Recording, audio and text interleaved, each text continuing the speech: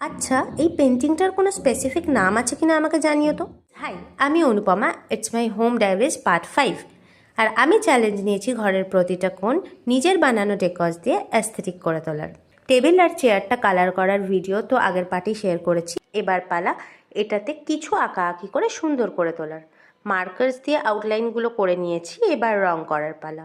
জানো তো, বহুদিনের ইচ্ছা ছিল এই টেবিলটায় একদম মনের মতো ফুল, পাতা, হাতি, গরু, হরিণ, পাখি, জল যা যা প্রাণ চায় সব এঁকে ভরিয়ে দেবো।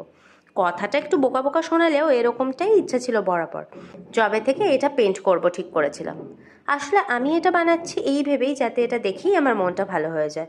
কোনো অর্ডারের কাজ হলে নিশ্চয়ই একটু লজিক লাগাতাম, কিন্তু এটা তো একান্ত আমার জন্য। কিন্তু একটা সামঞ্জস্য তো রাখতে হবে, তাই সব ডিজাইন একসাথে না করে দিয়ে এক একটা সাইডে এক একটা ডিজাইন করব ঠিক করলাম।